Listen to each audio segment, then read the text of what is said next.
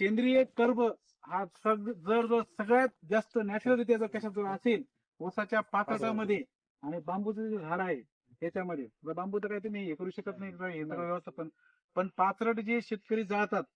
लक्षात घ्या ऊसाचं ते कृपया करून हात जोडून सांगतो जळू नका तुमच्याकडे जर असेल आपण घेऊन जाऊ स्वखर्चाने शेडमध्ये किती गरम होत हा इथं किती थंड वाटतो यांचा सुद्धा जीव आहे मग यांना गारवा ओलावा मावचेल टेकण्यासाठी आणि हे ऑटोमॅटिक तुम्हाला सांगतो याच्यातला सेंद्रिय कर्ब ज्या वेळेस ते पाचट ओलं होत चालतं ऑटोमॅटिक त्याची ग्रीनरी काळ टिकून ठेवतं म्हणजे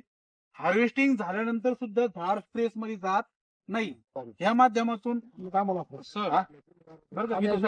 या माध्यमातून नुसतं विस्तन उतरलं लिक्विड उतरलं खत उतरलं बाकी सगळं उतरलं या माध्यमातून अजून एक सांगतो त्या तुम्ही समजा आमचा 10,000 खर्च केलाय आमचा कंपनीचा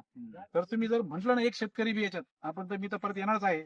महिना 15 दिवसांनी आपण ते चांगलं चर्चा करू मोठ्या शेतकऱ्यांचं तर त्यावेळेस पण सांगा ना आता पण सांगतो व्हिडिओच्या माध्यमातून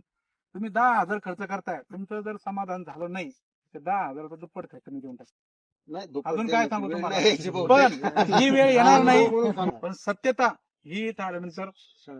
कळते बरोबर आहे की नाही खर्च कमी येतोच येतो बरं लोक म्हणतात नुसतं खर्च कमी पीक पण तसं आहे ना तुमच्या समोर आहे की नाही सगळं चित्र